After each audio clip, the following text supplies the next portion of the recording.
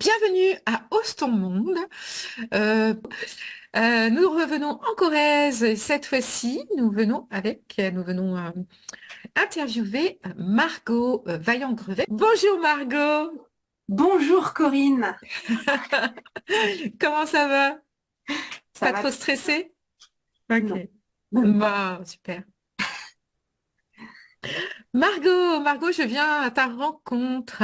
Margot, toi, tu sembles, depuis que je te connais, en tout cas, passer d'un projet à l'autre d'une manière voilà, comme si tu étais inépuisable. Je sens que tu touches à tout plein de choses. En même temps, tu as des enfants, que tu mets au monde des enfants, tu en accompagnes d'autres, et en même temps, tu crées des projets. Je dis, mais où tu sors cette énergie? D'où tu la sors? Alors déjà, je pense que on est tous un petit peu constitués de différents éléments et il semblerait que j'ai pas mal de feu. Ça peut aider, ça peut aider. J'ai toujours eu pas mal d'énergie. Parfois on me dit que je suis hyper active et en même temps, il y a aussi un grand calme à l'intérieur. Les deux sont possibles. Et en tout cas, c'est vrai que j'aime créer en fait et c'est une façon pour moi de rendre hommage un peu à l'énergie de vie. Mhm. Voilà, c'est quelque chose qui m'anime et qui me fait vibrer. Voir comment une idée peut devenir un projet et puis peut devenir se matérialiser. J'aime voir les gens heureux autour de moi, donc j'aime bien créer aussi avec des gens qui, des fois, ont du mal à passer à l'action ou ont du mal à concrétiser leurs idées. C'est vraiment quelque chose qui me plaît énormément. Mm. Hmm. Je comprends bien. Du coup, le fait d'avoir des idées, des envies, des choses qui passent à travers toi et ce désir de les mettre dans la matière, c'est ça qui te conduit, qui te donne cette énergie peut-être. Oui, moi j'aime voir, là, tout de suite, ce qui me traverse l'esprit, c'est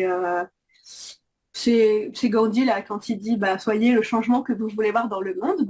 Moi j'aime incarner, en fait, le changement ou la beauté que j'ai envie de voir dans le monde, à ma façon, bien sûr, hein, ça me plaît à moi. Après, il y a peut-être des gens à qui ça plaît pas, je dis pas que c'est un étalon d'or, mais en tout cas, oui, plutôt que de dire j'aimerais que le monde soit comme ci, j'aimerais que le monde soit comme ça, je voudrais voir de la joie, je voudrais voir, en fait, je préfère vibrer cette joie et incarner cette joie, et c'est ma façon de rendre hommage à la conscience cosmique de beauté Hmm. et d'harmonie. Ouais. Et à la fois, euh, ce fait de d'avoir voilà d'avoir tellement envie que ça se mette en place et d'incarner ce que tu souhaites dans la matière, c'est comme si ça ouvrait en fait ouvrait un espace où d'où l'énergie coule pour que ça puisse se manifester. Ouais. Alors après, franchement, je sens vraiment que je suis aidée. C'est-à-dire que j'ai pas toujours vu les choses de cette manière-là. Euh, et malgré une ouverture d'esprit quand même depuis assez longtemps, j'avoue que quand j'entendais des personnes parler de guides, etc., bon, j'étais toujours un peu sur la réserve. Mais là, je me sens clairement, enfin, voilà, depuis que je me positionne consciemment en tant que au service, quoi, au service de quelque chose de plus grand, c'est vraiment beaucoup plus fort. Les choses, il y a beaucoup d'humour en fait, beaucoup de légèreté. Hein, c'est pas quelque chose de sérieux comme ça. Non, non, au contraire, même il y a de plus en plus d'humour et de joie. Enfin, vraiment, voilà, ça me fait bizarre de parler comme ça parce que je veux pas non plus en effrayer certains, mais je veux dire, j'ai tellement l'impression d'être accompagnée et puis j'ai tellement l'impression qu'il y a de l'humour en fait, vraiment de l'humour, parce que les synchronicités et l'aide que je reçois, c'est souvent, ça prend un aspect mais hyper drôle quoi. Enfin, ça m'arrive vraiment de me mettre à rire en me disant mais quel humour vous avez quoi. C'est vraiment drôle quoi. Ouais. Hmm.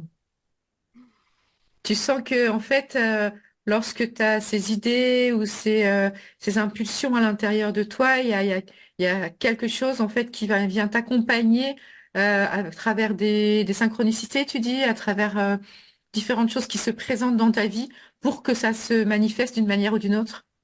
Voilà, c'est-à-dire que je Mm. reçois à la fois des messages, des visions. Bah oui, j'ai comme des fulgurances comme ça de dire, ah bah tiens, en fait, ça va se passer comme ça, je vais voir telle personne, ou bien tiens, telle personne, c'est marrant, je sais pas pourquoi je pense à elle, puis paf, voilà, on se voit, elle m'appelle. Enfin, il y a quelque chose, voilà, je ressens vraiment à quel point on est tous connectés, et puis Mhm. en fait, ce que je vois, c'est que nous, dans notre humain, enfin, on est vraiment des fois comme ça avec nos œillères, avec notre mental qui nous fait comme un chapeau et qui des fois nous empêche de recevoir certaines informations. Et c'est comme si, bah, voilà, il y a des parties de nous qui sont beaucoup plus connectées et qui, Mhm. elles, font des plans entre elles, quoi. C'est-à-dire que c'est très rigolo, quoi. Enfin, c'est comme Mhm. si nous, on était comme ça, et puis par moment, oh, t'as vu? Oh, quand même, oh, mais c'est incroyable! Alors qu'en fait, il y a d'autres parties de nous qui rigolent et qui disent, notre partie humaine, elle est drôle, quoi, parce qu'elle voit rien. En fait, il y a plein d'autres choses qui sont là et qui, parfois même Mhm. des choses qui sont prévues comme si elles étaient déjà créées, en fait. Elles sont déjà manifestées sur un autre plan, quoi, un plan plus cristallin, je sais pas, un plan plus énergétique. C'est déjà là. Mhm. Et après, on a la possibilité de le faire ou pas, bien sûr. On a notre libre arbitre, je pense, jusqu'à un certain point. Il y a peut-être des choses qui sont quand même tellement prévues que c'est peut-être pas toujours évident, voilà. Et parfois même aussi, je pense que notre libre arbitre, c'est aussi qu'on ne veut pas aller sur un chemin qui, en fait, en plus, serait bon pour nous. Et c'est ce qui fait que ça tiraille aussi. C'est que ce qui fait que des fois, on se sent pas à sa place ou pas sur son chemin parce que on a peur ou enfin, on veut pas aller quelque part qui, en fait, est bon pour nous. Et en fait, on résiste Mhm. jusqu'à temps que même des fois, ça pète, enfin, ça lâche parce que ça peut plus, en fait. Et Mhm. oui, tout n'a pas toujours été si facile. Je suis passée par des périodes très compliquées, très difficiles. Mhm. J'ai même eu ouais, des moments où je pense que c'est important de le dire parce que les gens que j'accompagne, je- j'accompagne aussi donc des personnes en tant que thérapeute et c'est vrai que parfois j'ai besoin de leur dire, tu sais, en fait, enfin, on a tous vraiment des chemins qui sont parfois compliqués, difficiles et en même temps c'est nécessaire comme pour aller chercher plus d'authenticité et plus de vérité. Et que Mhm. c'est en connaissant nos ombres aussi qu'on va chercher des trésors derrière. Mais vraiment, vraiment, oui, j'ai eu des périodes très, très compliquées et difficiles et j'avais même eu une période où j'arrivais plus à avancer et où je sentais que j'avais plus les ressources. Et qu'est-ce Ça, qui t'a permis à ce moment-là de trouver de sortir de cette situation, de cet inconfort? Est-ce qu'il y a eu des choses en particulier qui t'ont aidé? et ben en fait en 2012, juste avant un grand changement pour moi, j'étais dans un lieu multi-activité, un peu comme aujourd'hui, mais qui était consacré plutôt à la maternité, la petite enfance, les bébés, l'écologie, tout ça, ça s'appelait La Petite Ours. Oui. Voilà. Et donc c'est vrai que j'étais allée sur un système qui était très difficile. Je portais mes deux plus, ben, j'ai quatre enfants, donc j'avais deux enfants à l'époque qui ont aujourd'hui 17 ans et bientôt 13 ans. Donc ça, c'est les deux plus grands. Et en fait, je voulais vraiment les élever. Donc j'avais créé une entreprise aussi pour qu'ils soient avec moi. Et je suis allée un peu au bout de mon système, quoi. C'est-à-dire que Mhm. je commençais à ressentir de l'épuisement et j'avais du mal à porter tout ça à bout de bras. Et puis c'était très difficile avec le papa qui n'est plus là aujourd'hui et qui était voilà, sur quelque chose de compliqué. Et puis bah, moi, j'avais vraiment besoin de me redéfinir en fait et de savoir de comprendre pourquoi 9 années avec cette personne qui m'a Mhm. énormément appris sur moi, notamment.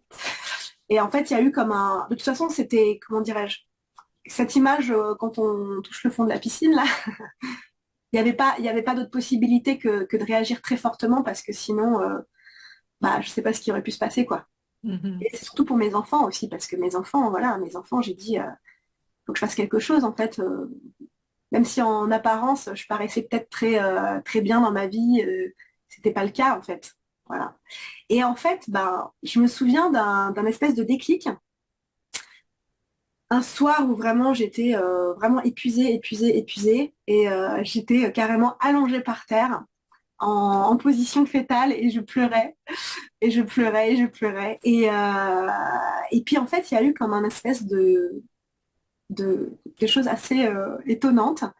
C'est qu'en fait, j'étais, parce qu'en fait, j'étais en boule. Donc, je me contractais, tu vois, comme ça, j'étais contractée, un peu comme quand tu fais le presse-citron au yoga pour les enfants, que tu te mets à tout trembler comme ça, tu vois. Et j'étais comme ça. Et en fait, j'ai ressenti d'un coup des joyaux à l'intérieur. J'ai ressenti Hmm. de la lumière. Et en fait, j'ai ressenti mes chakras, mais je savais pas vraiment ce que c'était puisque je faisais un peu de yoga, mais bon, pour moi, chakra, c'était pas un gros mot, mais presque, tu vois. Je me disais, ouais, c'est un truc bizarre, un peu New Age, mais bon. Hmm. Et en fait, j'ai ressenti vraiment, vraiment mes chakras, et plus je me, plus je les ressentais, et plus ils brillaient, en fait. Et en fait, je me suis mise je me- après avoir pleuré, tu vois, ben, je me suis mise, en fait, à me sentir hyper bien. Mais alors vraiment une joie, mais oh, et je savais pas ce que c'était. Et je me disais, mais qu'est-ce qui m'arrive? Mais qu'est-ce que c'est que ça? Et puis, en fait, j'étais tellement étonnée. Enfin bon, je me suis endormie comme ça. Je me suis endormie par terre comme ça, en étant complètement à l'écoute de ça et en étant en même temps épuisée. Donc c'est pour ça. Puis quand je me suis réveillée, il n'y avait plus rien qui était pareil. Parce qu'en fait, il y avait une prise de conscience.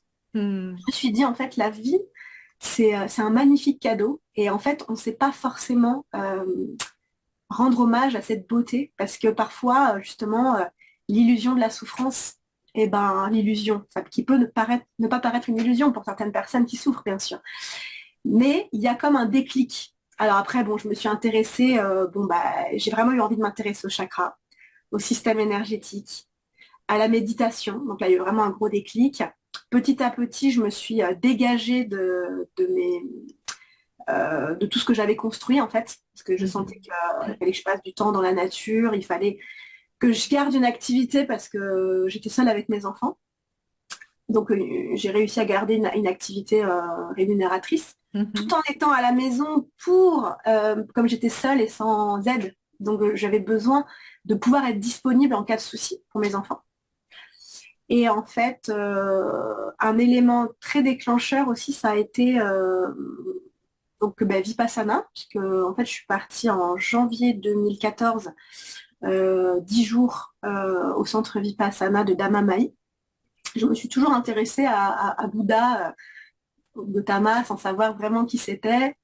J'ai toujours eu dans un coin de mon cœur, même quand j'étais enfant, quand j'étais seule, quand j'étais un peu, comment dirais-je, un petit enfant qui essaye de comprendre où il est en ayant un peu tout oublié. Et puis, Hmm. et je me disais, ah, il y a des moines tibétains quelque part sur le toit du monde qui sont en train de méditer. Et je gardais toujours cette idée que j'avais découverte et qui m'avait vraiment enchantée.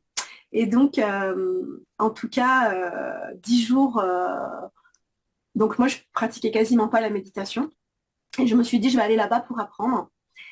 Et donc, pour faire court, c'est 10 à 12 heures de méditation par jour, avec une méthode vraiment très pointue et qui permet d'observer les choses telles qu'elles sont. Donc, observer d'abord soi-même, sa respiration, les mouvements électromagnétiques du corps.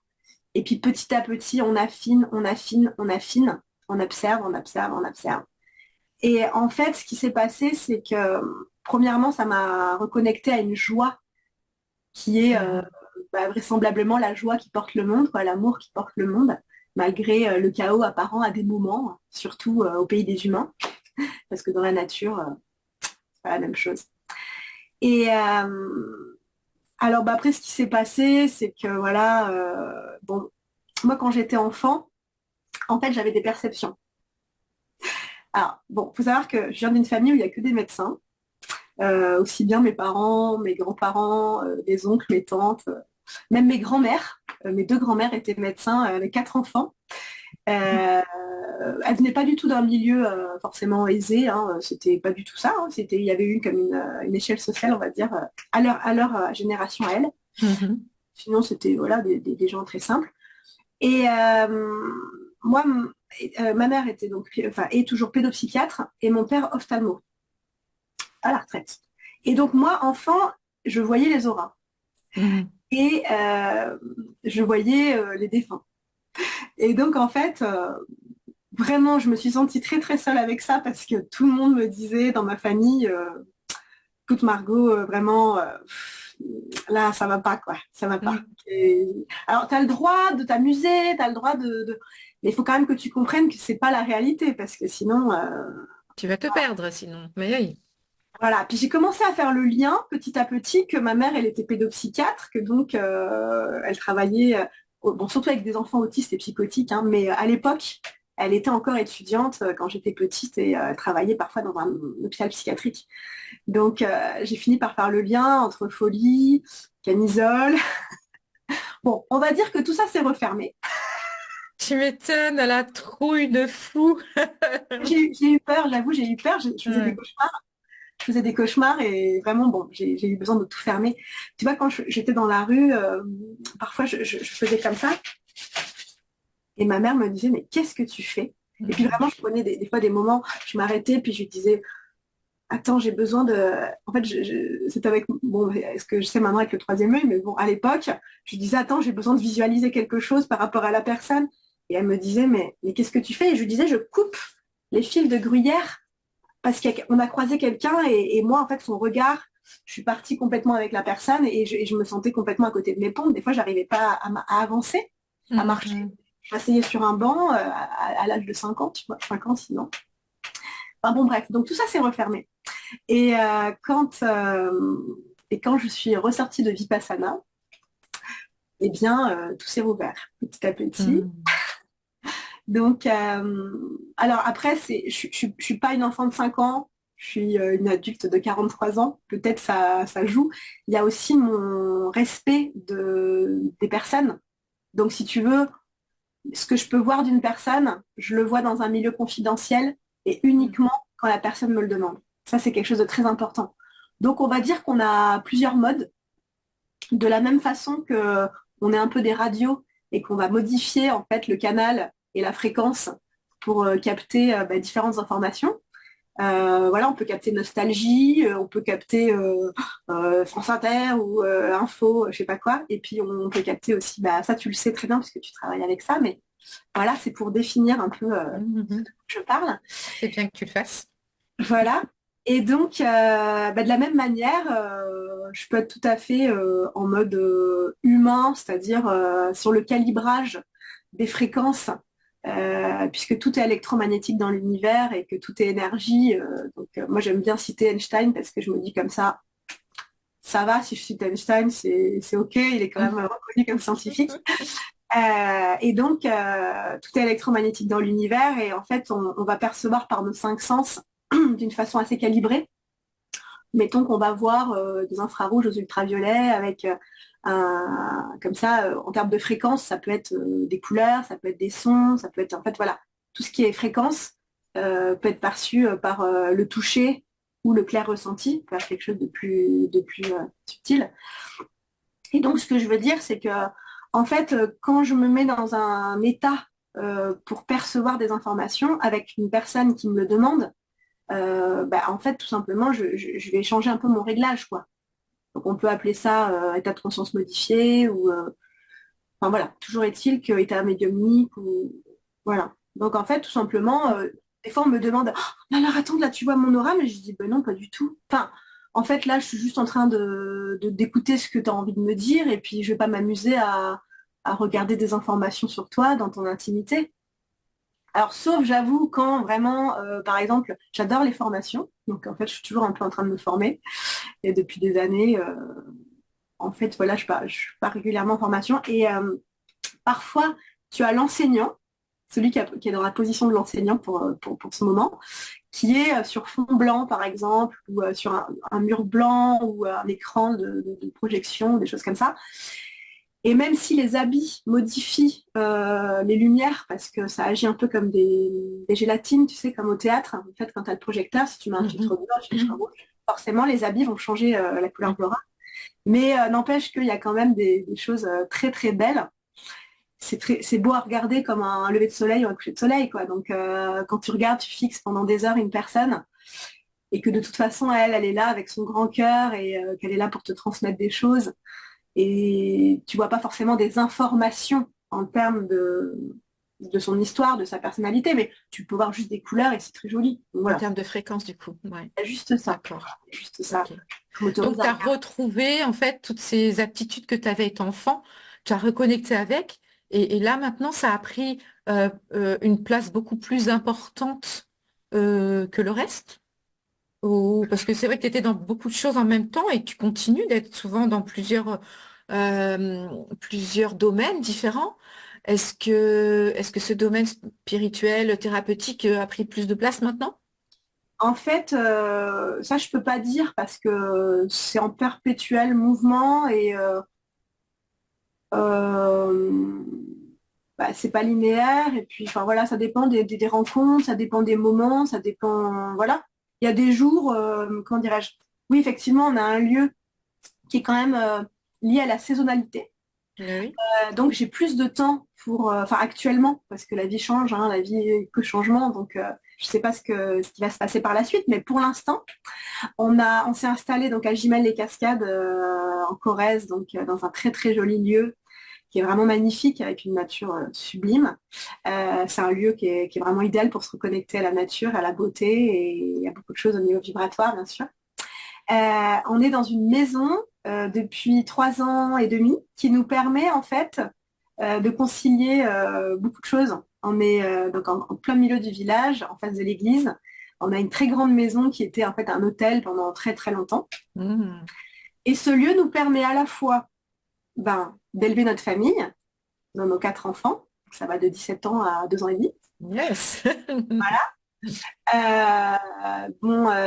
Après, donc si tu veux, bon après c'est vrai que Yves s'occupe tellement, tellement des petits que, enfin moi j'ai une grande marge de liberté en fait. Mhm. Je passe des moments merveilleux avec eux, vraiment c'est sublime, mais en fait il y a rien de pesant en fait. Donc c'est une Oui, il y a vraiment approche. un beau partage euh, en ce qui concerne l'éducation des enfants, s'occuper d'eux, vous faites ça tous les deux à Ouais, part égale, quoi, quasiment. ouais, ou voire même Yves. Lui plus, ouais, Ouais. super. Parce que c'est vrai que moi j'ai tellement, enfin, comment dirais-je, pour mes deux premiers, en fait, j'ai voulu faire tellement de choses pour eux, puis certainement réparer aussi des choses par rapport à ma propre enfance Mhm. avec eux. Et j'ai vraiment donné, donné, donné, donné. Et là, quand j'ai rencontré Yves, que mes deux premiers enfants avaient déjà 10 ans et 7 ans, euh, j'ai dit, attends, parce que donc Yves, en plus, il est un petit peu plus jeune que moi, donc il n'avait pas d'enfant en tout cas. Et puis, je lui ai dit, tu vas vouloir des enfants. Et là, je me suis dit, bon, par amour, bien sûr que j'aurais envie de faire des enfants avec lui, ce serait super. Mais en même temps, j'étais dans autre chose parce que j'étais passée à autre chose en fait. J'avais Mhm. tellement intensivement materné, que là, j'étais en train de m'ouvrir, tu vois, à quelque chose. Bah oui, pour méditer des heures par jour, on peut méditer les yeux ouverts avec des enfants à côté, mais c'est pas la même chose. Et moi, j'étais plutôt dans une découverte de ma vie Mhm. intérieure. Donc en même temps, c'est intéressant parce que ça m'a permis de lier les deux et d'être quand même plus dans le monde matériel aussi, dans les Oui, parce réalités. qu'il y a la musique, la restauration, vous faites quand même pas mal de choses. Alors, donc effectivement, on a donc en fonction de la saisonnalité, on a un lieu qui est ouvert au public, on va dire les week-ends et les vacances scolaires. Mhm. Et donc là, on est vraiment sur un lieu de convivialité où il y a à la base un salon de thé, bar, avec des crêpes, tu vois. Bon, que des choses faites maison et avec Yves cuisine très très bien de base. Donc, pâte à tartiner maison, caramel maison, bref, Waouh. maison, donc tout est, voilà, c'est super bon. On a eu la chance aussi d'avoir des collaborateurs avec nous l'été quand on fait la restauration. Et donc, ce qui permet ouais, d'avoir des super produits. On est en circuit court, on fait des produits bio, locaux, maison, frais. Donc ça, c'est vrai que ça apporte un plus. Ce qui a été en premier dans le lieu, ça a été la boutique. Donc la Mhm. boutique d'instruments de musique du monde et d'instruments de musique intuitifs, puisque Yves, donc mon mari, il est constructeur de base en didgeridoo, donc professeur, musicien professionnel, multi-instrumentiste, et fabricant de didgeridoo, de tambour médecine, Mhm. de kalimba. Il est joueur de handpan aussi, il donne des cours de handpan.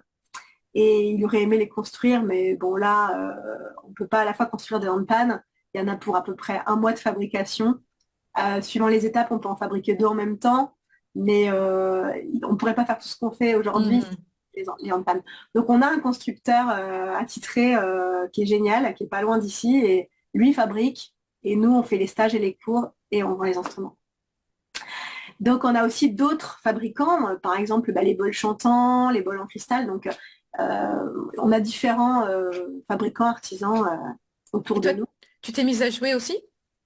Alors, en fait, moi, je fais du chant intuitif thérapeutique. Ok. Donc, voilà, de base, j'utilise les chants dans mes soins puisque pour moi, c'est très, très important. Le chant, la vibration, c'est très important. Mhm. J'utilise certains instruments dans mes soins, à la fin de mes soins, pour les personnes qui viennent vraiment passer du temps et on peut faire des séances assez longues avec différents outils. Et donc à la fin de l'entretien, donc entretien thérapeutique, puis séance sur la table, soins énergétiques, puis à la fin du soin, j'utilise tambour, bol en cristal, bol chantant, carillon, enfin, différentes possibilités. Et aussi, c'est passé quelque chose de rigolo avec le handpan, parce qu'en fait, Yves m'avait offert un handpan pour mes 40 ans, et Mhm. j'ai jamais vraiment joué du handpan, parce que il y avait déjà beaucoup de choses. Et en fait, eh ben, on a animé, enfin, il a animé donc des stages. Moi, j'étais présente par moment. Et puis, quand on a fait un stage dans un centre de méditation qui est à Troche, à côté de Izerche, c'est un centre qui est tenu par des Hollandais. Et donc, on a fait donc, des stages là-bas. Et puis, il y avait la télé hollandaise qui allait faire une émission en prime time. Alors, il fallait que ce soit quand même nickel, quoi. Donc, déjà, il fallait parler en anglais, il fallait parler assez fort. Et puis, il fallait que ce soit comme ci et comme ça. Et puis, bah, Yves, lui, c'est un musicien super. Mhm. Mais par contre, il aime pas trop forcément prendre la parole. Et donc, ça n'allait pas. Donc, l'équipe technique disait, bon, comment on peut faire et tout. Donc, Yves, il me regardait d'un air de dire, vas-y, toi. Donc, j'ai commencé à donner le cours et j'ai commencé à montrer les frappes. Bon, après, je suis pas une grande musicienne non plus en panne, hein, mais je veux dire, j'ai commencé à montrer les techniques de frappe et puis comment faire tourner les sons et tout ça. Et là, on s'est regardé et, avec un peu d'étonnement parce qu'en fait, du coup, bah, je savais un petit peu jouer. Et en Mhm. fait, je savais faire les frappes. Donc là, je savais sortir les sons avec les différentes frappes et faire tourner les rythmes. Donc en fait, j'ai fait beaucoup de percussions africaines hein, déjà pendant des années, beaucoup de djembé. Donc ça peut aider. Et puis le fait de l'entendre jouer, enfin voilà, en tout cas, il y avait un truc qui s'était débloqué dans l'action. Et on a beaucoup rigolé. Wow. Excellent. Wow. Il m'a dit, alors tu joues du handpan? On a joué tous les deux à la pause. Et puis après, bah, finalement, bah oui, donc parfois je joue un petit peu. Ok. Voilà. Mais c'est vrai que ouais, les journées sont quand même courtes. Ben oui. Il y a déjà beaucoup de choses. Mhm. Mais donc, effectivement, la boutique, les soins donc, et les stages, parce que j'anime aussi des stages, et les consultations, j'aime bien faire des consultations un petit peu longues. C'est-à-dire que je propose un format 2 heures, mais bien souvent, comme les gens en plus ils viennent parfois de loin, ils ont déjà pas mal de trajets, je leur dis si tu veux, on pose la montre et puis vraiment on prend le temps qu'il faut. Alors ça peut durer des fois 3 heures, 3 heures et demie. Mhm. Mais en fait, on le sent pas passer le temps et puis enfin, ça passe très très vite quoi. Et ça permet d'avoir la possibilité d'aller ensemble euh, plonger en quelque sorte ensemble et prendre le temps qu'il faut et le temps de la confiance, le temps de que les choses prennent tout simplement. Puisque moi, mon objectif, c'est de rendre vraiment la souveraineté à la personne qui est là. Et donc, j'ai pas envie de faire des choses qu'elle comprend pas ce que je fais, en fait. J'ai envie de le faire avec elle. Donc, tout se passe vraiment comme c'est elle qui guide, en fait. Voilà, c'est la personne qui guide. Moi, je suis là comme je l'accompagne. Et donc, voilà, ça peut prendre du temps. Et donc, ça, je peux le faire effectivement pas en juillet et août. Juillet et août, je fais pas de consultation parce qu'il y a vraiment beaucoup trop de monde déjà à Gmail. Il y a beaucoup, beaucoup de monde qui utilise notre lieu, on va dire, pour manger, pour boire, pour passer un moment, pour la boutique. Ils demandent beaucoup de renseignements. Donc, en Est-ce que tu as général, l'impression que tu explores, que tu exprimes plein de parties de toi, toutes les parties de toi que tu as envie d'exprimer? Ou est-ce qu'il y a encore des choses que t'as pas encore, dans lesquelles tu n'as pas encore plongé? oh bah, il y a forcément plein de choses que j'ai pas encore expérimentées, hein. C'est évident. C'est évident. Après, ben, j'essaye d'être dans la fluidité. J'essaye d'être dans la tendresse envers moi-même. C'est tout pour moi, c'est vrai que le sens de l'existence humaine, c'est vraiment de redécouvrir l'amour en fait, et aussi vis-à-vis de soi. Et ça a été un long chemin déjà pour pouvoir me dire que je m'aime profondément et que je suis ma meilleure amie. Ça a été très long. Mon propre père-mère. Enfin voilà, Une c'est. famille à soi tout seul. Ah ouais, déjà, là, mais c'est vrai que, en fait, pour moi, choisir une activité plutôt qu'une autre, ce serait comme devoir choisir entre la peinture, la musique, tu vois. Ah non, non, tu joues du piano, tu vas pas prendre une guitare. Voilà, pour moi, je pense on se formate et on se retient. Et on a beaucoup de pensées limitantes sur soi et sur beaucoup de choses. Et pour moi, c'est très important la créativité et l'expression de toutes les richesses qu'on a en soi. C'est rendre hommage, vraiment, c'est rendre hommage à la création de l'univers. Et toi, tu arrives à relier toute cette partie. Ça a l'air de se passer d'une manière super fluide, que voilà, ça, toutes ces parties que tu aimes explorer, exprimer, dans lesquelles tu aimes, Ça n'a pas toujours œuvrer, ça marche. j'ai beaucoup de plaisir mais ça n'a pas toujours été le cas. Par exemple, le chant, qui est hyper important pour moi, le chant, parce qu'en plus, c'est lié au chakra de la gorge, et donc c'est lié à l'expression de soi, l'expression de sa vérité, l'expression de son authenticité. Et c'est un des chakras assez bloqués chez beaucoup de monde. Parce qu'on nous demande depuis l'enfance d'être comme ci, comme ça, et d'être conditionné aussi, et de Et de pas, pas crier. pas crier.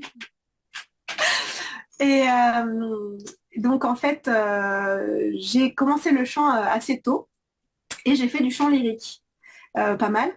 Et pour autant, ça n'empêchait pas que c'était vraiment faire un métier, quoi. Et c'est ma rencontre avec Yves, en fait, qui m'a permis de vraiment voilà, parce que d'un côté, on me disait, ah, tu chantes bien, ou alors les professeurs de musique en général cherchaient à me faire monter très haut, parce que je monte très haut, je sais plus à quoi je monte, mais je suis soprano léger, Hmm, contreforme, je sais plus quoi, non, je sais plus ce qu'on m'a expliqué. ok. Ça fait un moment que j'ai pas pris de cours. Et donc, quand j'ai rencontré Yves, il m'a vraiment, on s'est rencontrés en faisant de la musique et en animant des méditations musicales.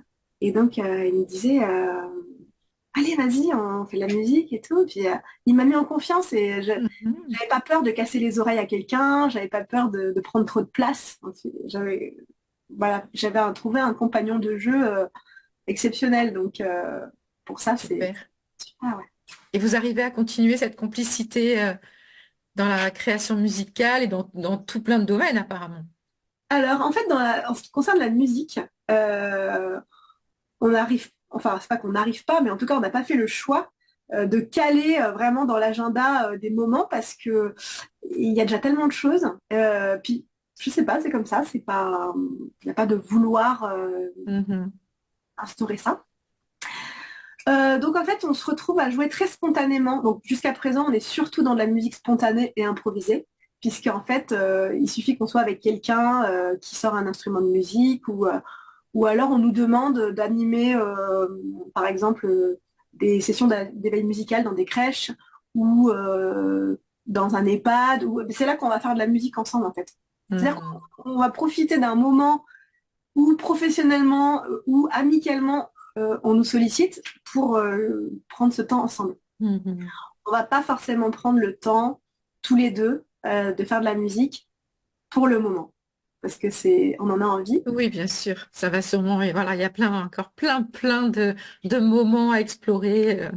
Voilà, par exemple, Pour on l'a mettre fait tout quand ça. même il y a quelques jours, parce que donc c'était mon anniversaire il n'y a pas longtemps, là, le 28 mars, et j'ai dit à Yves, pour mon anniversaire, ce qui me ferait plaisir, c'est qu'on joue de la musique ensemble. Donc on l'a fait, bon, on était avec les enfants, mais c'était un moment justement du mercredi, le fameux mercredi qui est sacré, où le mercredi, c'est un peu notre seul jour de repos, en fait. Mhm.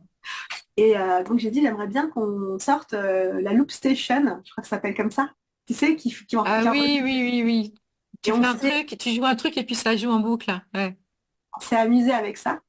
Donc d'abord, je me suis enregistrée au tambour, puis après, j'ai calé enfin, une voix, mais tu sais, bon, je sais jamais vraiment ce qui va sortir, en fait, hein. C'est pas du tout prévu à l'avance, quoi. Et on s'est bien amusé. Et les enfants aussi. Ah, magnifique. Et donc, on dirait que la vie actuellement, en tout cas, est vraiment un terrain de jeu Ouais, de la manière dont tu en parles. Et c'est quand même chouette d'entendre ça quand c'est pas toujours évident pour tout le monde d'entendre ça et de pouvoir le vivre. Donc, c'est vraiment chouette à entendre. Et du coup, pour toi, oser, finalement, c'est comme si ça avait pas de sens. Oser, c'est juste vivre, quoi. ouais. Après, j'entends que ça puisse être dérangeant pour certaines personnes, notamment, par exemple, imaginons quelqu'un qui est beaucoup branché dans la journée sur les malheurs du monde. Et franchement, moi aussi, hein, je ne suis pas complètement déconnectée, je sais ce qui se passe. Et d'ailleurs, j'essaie plutôt d'avoir, si possible, une action. Je ne vais Mhm. pas forcément regarder les infos, par exemple. J'avoue que je ne regarde, déjà, j'ai plus la télé depuis l'an 2000. Et puis, j'écoute jamais la radio depuis que je suis sortie de Vipassana non plus, parce que trop conscience de tout ce qui nous entoure, de toute l'information, des vibrations. Enfin, je peux pas me brancher volontairement sur les infos. Par contre, je vais par exemple participer à ma manière, si je peux, dans ma vie concrète. Par exemple, qu'est-ce qui me viendrait à l'esprit? Bah, tu avais vu en venant chez nous qu'on avait recueilli un réfugié politique pendant presque une année. Et en fait, le jour où ça arrivait, si tu veux, ben, c'était une évidence, quoi. Le jour où on l'a accueilli chez nous, on savait pas qui c'était, on le connaissait pas. Tout ce qu'on savait, c'est que moi, quelqu'un m'a appelé, m'a dit, il y a quelqu'un là qui dort dans la rue et il a besoin d'un hébergement d'urgence. Et puis j'ai raccroché et je pleurais, je pleurais, je pleurais. Je disais à Yves, il faut qu'on aille chercher quelqu'un. J'arrivais pas à parler. Il faut qu'on aille chercher quelqu'un. Il a besoin de nous. Et puis donc, il me dit, et pourquoi tu pleures comme ça? Mais je lui dis, mais et je lui dis, tu sais, il va vivre chez nous. Je pense qu'il va vivre chez nous un certain temps. Je savais même pas qui c'était. Et bon, voilà, enfin, après, en fait, il y a eu une connexion hyper intense. Et puis, on a fait tout pour qu'il ait ses papiers. Enfin, voilà, moi, je préfère, si tu veux, agir comme ça. Ou alors, je sais pas, prendre part à des actions comme Greenpeace ou Amnesty International. Voilà, j'essaie de faire entre guillemets ma part, hein, au moins le petit colibri. Mais après, me connecter aux infos juste pour me connecter au malheur du monde, juste pour vibrer la peur, la souffrance et venir nourrir les égrégores énergétiques autour de nous, ça, je n'ai pas envie de faire ça, quoi. Je préfère nourrir la joie, l'amour, et je sais qu'à un niveau énergétique, même si ça peut paraître bizarre pour certaines personnes qui entendent ça pour la première fois, ça a une réelle incidence et c'est très important. Et chaque fois que je chante, chaque fois que je danse, chaque fois que j'aime, je nourris l'amour, je nourris la joie dans le monde. Et en fait, c'est hyper important. Et donc, voilà. Magnifique. Parfois, certains Magnifique. se disent, oh, des fois, j'ai des échos. Ah non, mais elle est trop fleur bleue, c'est une hippie, elle se rend vraiment pas compte. Et dans ces cas-là, c'est pas grave. Moi, ça m'amuse plutôt, tu vois. Et en fait, je suis capable d'entendre ça, il n'y a pas de problème. Et puis, Et puis en général, après, on arrive à avoir un partage, un échange et on arrive à se comprendre. Voilà. Parce que l'important finalement, c'est OK, on dit des choses, mais c'est ce qui est mis aussi dans la matière. C'est comment on vit et comment tout ça est manifesté dans la matière de la manière dont tu vis ta vie, ça semble tout à fait intégré. Et ce sont pas juste des paroles en l'air, c'est présent dans la matière, dans les coins de ta vie. Du Mm, coup, voilà, c'est pour moi, il y a une espèce de cohérence, quelque chose de tout à fait fluide et pertinent en tout cas, dans tout ce que mm. tu exprimes et à travers ta vie, quoi, telle que tu la vis. Donc, c'est un beau parcours et un beau chemin que tu nous partages. Mm. Le temps tire à sa fin, on a déjà 3 quarts d'heure. Ah, Oui. rien ne passe. Ça passe toujours très vite quand on a plein de choses à partager. Ouais. Et du coup, voilà, c'était un très chouette moment. Margot, est-ce que tu as autre chose que tu aimerais dire avant de finir cette entrevue?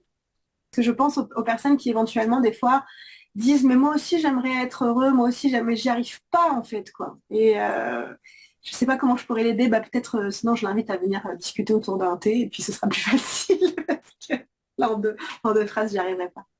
Mais qu'il y a quelque chose de beaucoup plus grand et de beaucoup plus beau que, voilà. On a le droit d'être triste et on a le droit de se sentir. On n'est pas capable de faire quelque chose, mais il y a quand même plus grand, quand même plus beau que ça. Donc, il y a des possibilités et des solutions. Merci Margot pour ce temps partagé et tout ce que tu nous as livré de ton chemin de vie.